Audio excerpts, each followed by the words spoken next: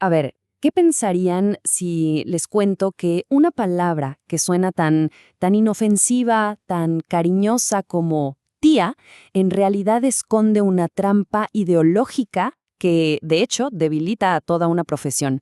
Suena fuerte, ¿no? Bueno, esa es justamente la idea, la provocación que nos dejó el gran educador Paulo Freire en su libro Cartas a quien pretende enseñar. Y hoy justamente vamos a desempacar ese debate. Y es que la pregunta parece simple, ¿verdad? ¿Maestra o tía? Pero en el fondo es súper profunda. Para Freire, esto no era un tema de semántica, de qué palabra suena más bonita. No, para nada. Era una elección crítica que define el propósito, el mismísimo corazón de la educación. Entonces, ¿por qué es tan importante cómo llamamos a las personas que enseñan? Ok, vamos a meternos de lleno en el argumento central de Freire. Porque para él, esta diferencia entre maestra y tía no era un simple juego de palabras, para nada. Era toda una declaración de principios, una que habla de la identidad y, sobre todo, de la lucha de la profesión docente. Y ahí está, así de simple, así de directo. Profesora, sí. Tía, no. Esta es la tesis, el punto de partida de Freire. Él lo que decía es que ser maestra es asumir una profesión, un rol profesional. Mientras que ser tía, bueno, eso es una relación de parentesco. Y ojo, porque confundir las dos cosas trae consecuencias pero muy serias. Y bueno, acá es donde la cosa se pone realmente interesante, porque entramos en esta idea de la trampa ideológica. Lo que Freire argumentaba es que, sí, la palabra tía suena a cariño, a afecto, pero por debajo esconde una ideología que lo que busca es domesticar. Sí, domesticar y quitarle el carácter profesional al trabajo docente. Y claro, es súper fácil entender por qué esta trampa funciona tan bien. La verdad es que el término tía suena como un halago. De hecho, la prologuista del libro cuenta que las propias maestras se sentían bien con que les dijeran así. Lo veían como una muestra de cariño, como algo que ayudaba a crear un buen ambiente en la escuela. A primera vista parece algo totalmente positivo, ¿o no? Pero aquí es donde Freire le quita la máscara al mito. A ver, ser tía nos remite a un rol más familiar, doméstico, de un amor casi incondicional que por naturaleza evita el conflicto. En cambio, ser maestra es asumir un rol profesional y, muy importante, político. Una maestra tiene la competencia para enseñar, sí, pero también tiene el deber de luchar por sus derechos. Y la frase de Freire es lapidaria. Una tía, por definición, no puede hacer huelga. Entonces, si queda claro que una maestra no es una tía, la pregunta es, ¿qué es entonces? Bueno, a partir de aquí Freire construye toda su visión. Para él, ser docente es un oficio, un trabajo profesional con una responsabilidad, inmensa. Una que va muchísimo más allá de simplemente pararse a transmitir información. Miren esta definición que da Freire. Es compleja, es potente. No se trata nada más de tenerle cariño a los alumnos. Se trata de ser una profesional que combina ese afecto, esa amorosidad, con competencia científica y, un punto clave, con la capacidad de luchar con valentía política. Esto evidentemente va mucho más allá de cumplir un horario. Implica un compromiso total, un compromiso activo. Para Freire, una maestra de verdad no es una simple aplicadora de paquetes o currículos que diseñaron unos supuestos expertos en una oficina. No, es una agente autónoma que piensa, que critica, que crea y que reflexiona constantemente sobre su propio trabajo para mejorarlo.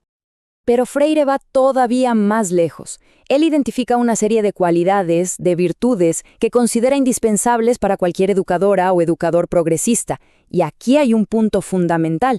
No son dones de nacimiento, no es que se nazca con ellas. Son cualidades que se construyen, que se forjan en la práctica y en la lucha del día a día. La primera es la humildad. Y ojo, para Freire, humildad no tiene nada que ver con ser sumiso o agachar la cabeza. Es todo lo contrario. Es tener el valor de reconocer que nadie lo sabe todo y nadie lo ignora todo. Y solo desde ese punto de partida se puede construir un diálogo real, un aprendizaje mutuo. Después viene la amorosidad. Pero de nuevo, no estamos hablando de un amor cursi o pasivo. Freire habla de un amor armado. Imagínense, Un amor que lucha, que pelea, que impulsa al educador o educadora a defender la justicia y los derechos de sus estudiantes. Es, digamos, el combustible de su compromiso político. También está la valentía. Y como con las otras virtudes, Freire le da una vuelta. Para él, ser valiente no es no tener miedo. Para nada. Ser valiente es reconocer que se tiene miedo, pero aprender a controlarlo, a educar ese miedo, para poder seguir adelante, para seguir peleando por los sueños, aun cuando el panorama se vea súper complicado. Y por último, la tolerancia. Y aquí, mucho ojo, porque tolerar no significa ser cómplice o aceptar lo que es inaceptable. Para Freire, es la virtud democrática por excelencia, la de saber convivir con quien piensa distinto, aprender de esa diferencia y, sobre todo, respetarla. Es la base para poder construir una sociedad verdaderamente justa. Ahora, uno podría pensar, bueno, todo esto es un debate de hace ya varias décadas. Pero la verdad es que su relevancia hoy es más fuerte, más urgente que nunca. La crisis global que vive la profesión docente hace que estas palabras de Freire resuenen con una fuerza impresionante. Y miren esto, es una declaración de la Organización Internacional del Trabajo, y es demoledora. Hablan de que la situación ha llegado a un punto intolerablemente bajo. ¿Qué significa eso? Salarios por el suelo, malas condiciones de trabajo, una desvalorización social enorme. Y el punto clave de todo esto es que no es casualidad. Y claro, el costo humano de todo esto es gigantesco.